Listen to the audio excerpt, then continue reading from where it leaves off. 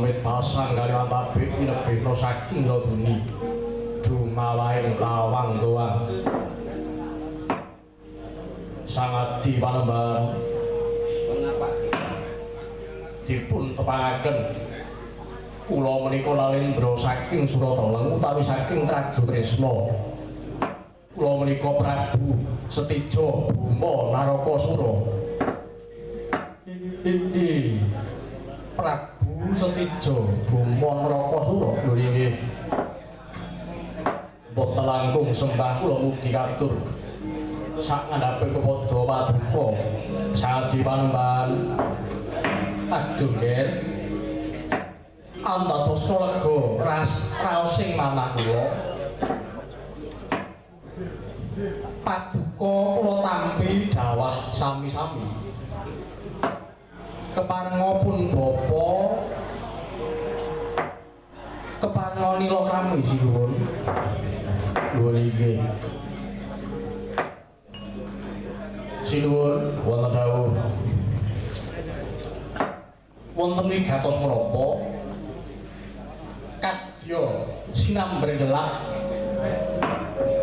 raosing manah kula dene wonten ing pertapan Cakrawala dipun rawuhi dening Nalendra Gunbiyatara saking negari Trajutresna menika wonten ing Gatos menapa wonten baya menapa aduh panembahan sowan kula kejarang-jarang menika babatusan boten nedya ngupadi babagan kadonyan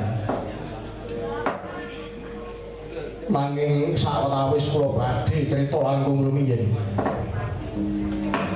dos pundi Sang Prabu panembahan kula menika sampun gadhah garwa prameswari ingkang asesilih Dewi Haknyanawati namung kemanipun sampun mataun-taun anggen kula nglampahi gesang bebrayan elokipun hingga sepriki dugi dinten menika dereng atut runtun kula dereng ati ngraosaken nikmating saresmi tiyang sedohan kados menapa kumaceluning manah kula kepengin dipun ladosi dening garwa kula piyambak persasat yang melampah ing segara wedi kados korong gondhongipun dumadakan semerpot tenumbul toya ingkang kimplah-kimplah ewadene badhe ngokop toyanipun kemawon kok angel lah mila menika Sang Panembahan Sang Yayi Dewi Haknyanawati Darbi Bebono purun kadosi dumateng kula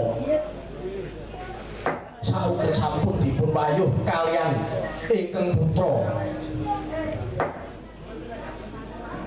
pun Dewi Kencana resmi tanpa toho-toho kula lajeng lajeng sowan niki kula aturi 12 dhateng kula bapa ingkang putra badhe kula nyuwun ingkang putra kula suwun kula sengkakaken ngaluhur minangka garwa wonten ing Trajutresna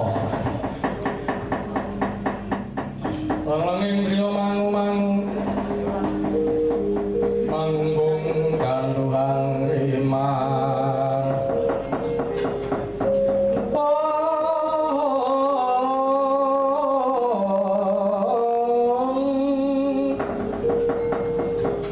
kandhuhan rimang lelena tanpa kanen tantu lusa mengko sang Hyang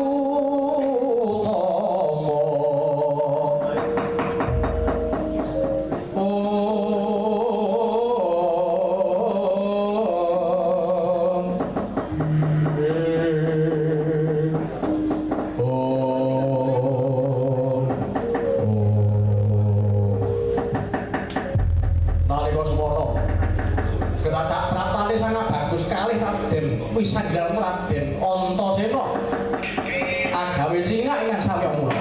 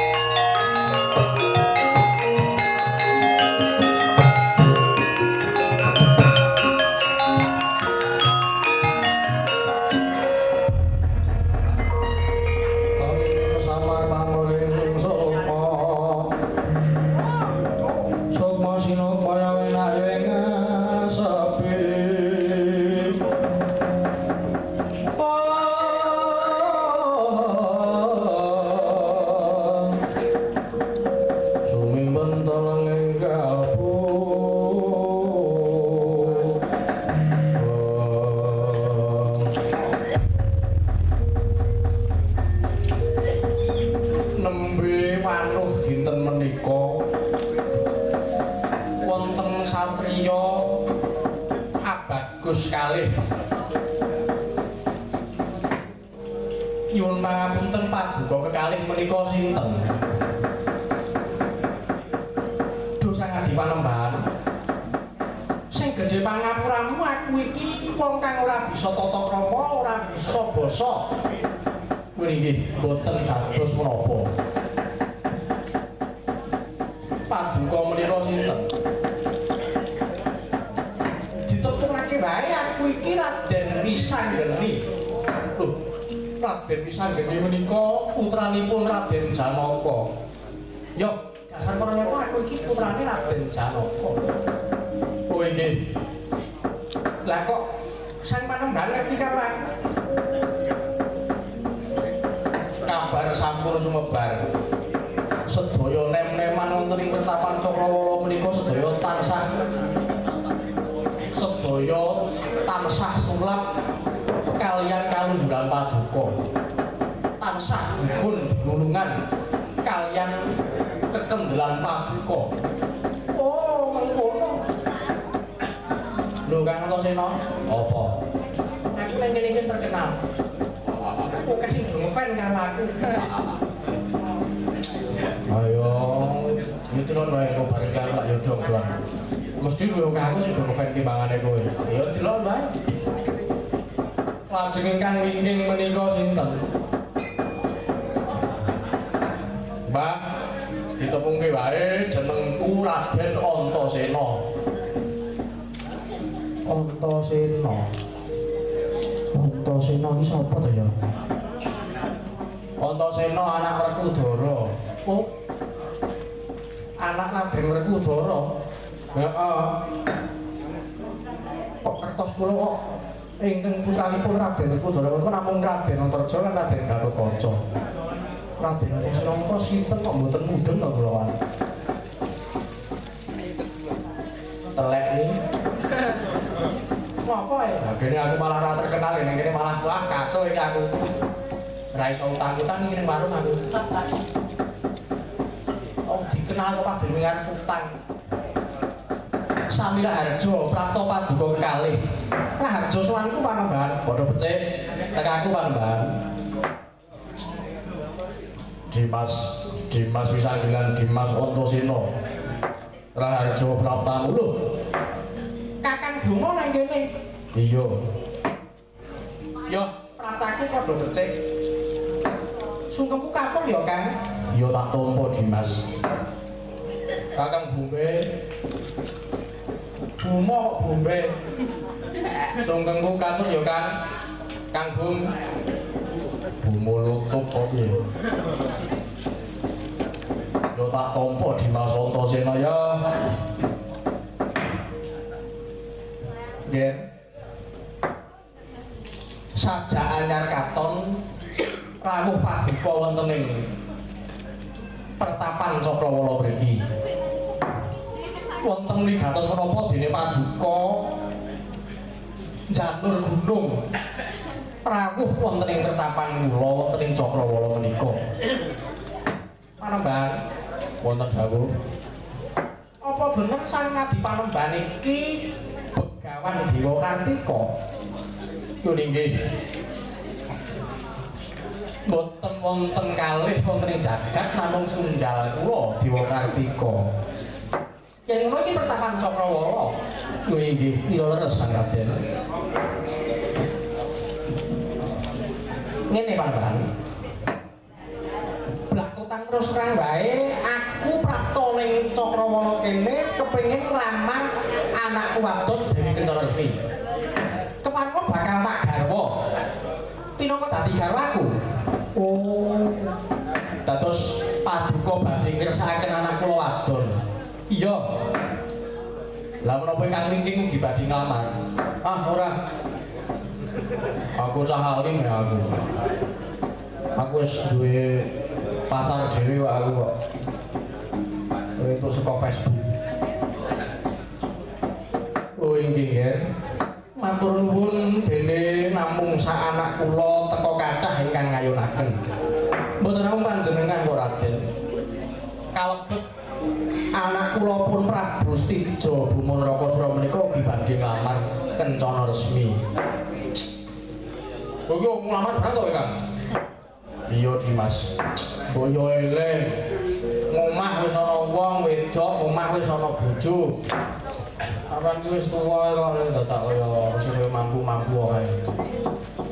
Iki mung nuruti marang karmane Mbak Yumu. Awiye, Mbak Yumu njaluk diwayu. Wong wedok apa iki ngono iki? Wong bojone apik-apik. Setia nyawiji kok. Njaluk diwayu aku ora ngerti Dimas. Aku mung nuhoni bebanane karo aku. Oh, lak ngono. Piye Pambang? Anakmu bakal tak pundhut garwa, mbok ilangi apa ora? Mangke rumiyin Raden. Paduka sampun kersa. Babagan menika bab kula dereng saged atur wangsulan. Jalaran kula kedah sarembak kaliyan anak kula estri langkung rumiyin. Oh, yo. Yen kowe mangkono rembugan sik karo anakmu, aku saguh ngenteni nganti sak rampunge Sang Begawan. Anak Prabu Bumun Rakasura boten dawuh. Semanten ugi kula aturi paduka sumene sawetawis ngentosana titi mangsa ingkang prayogi. Kula badhe tetarosan kelayan anak kula pun kecara resmi langkung rumiyin. Nalika swana ketatah pratane para sangya sata Prawa ingkang damel geger pantapan Cakrawala.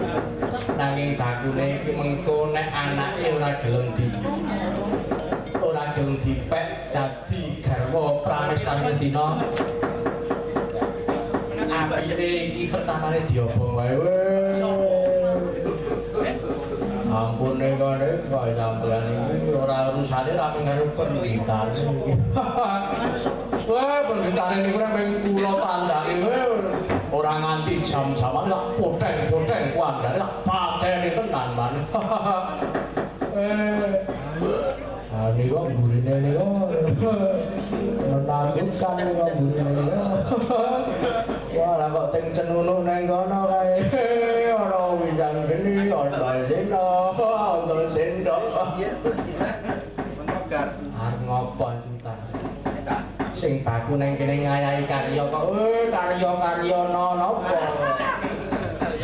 Wah, ning urusane kali niku dawa kula trima emoh kula. Hati-hati lumane buka ampun nego-nego. Hati-hati mrene nggih iso gue gatheng sirah sampean. Begawan Dewa Kartika wonten jauh. Paduka menika sinten? Oh, ya. Jagat wis kebegan dening kondange Kang Minulyawati Harya Sengkuni Warangkanata ana ing negara Ngastina. Lah kok kowe kok durung ngerti karo aku? Pratandha kowe wong kang sithik nalanmu.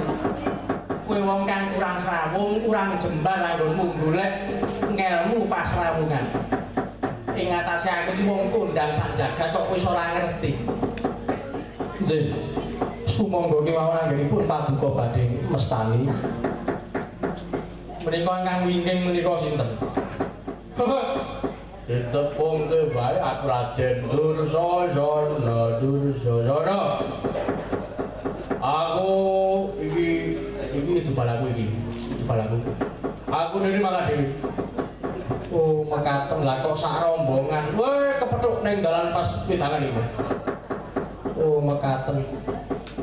Aku iki wedi ta kowe. Wedi kae karo. Sale dawa man. Dewa Kartika wonten dawuh. Praptaku mrene aku minangka dapur utusan saka Angger Prabu Duryudana. Ing lamar anakku Dewi Kencana Resmi supaya disengkake dadi garwa pangeran. Yaiku Angger Saroja Kusuma ya Lesmana Mandra Kumara. Saiki kowe gelem wae. Ngelingi derajatmu ming derajat ceplik pendhita kere. Ing atase ming sak kowe kok iso dadi dikersake karo anak Nalendra iki ora kanugrahan sing gedhe. Ing atase kowe ming saben dina mung tepung watu karo kayu. Ora tau tepung negara, ora tau tepung kutha. Mula kowe saiki gelem wae. Probaya pira wae kowe ndang obong mesti bakal tak paringi. Mengko yen ana kurange apa,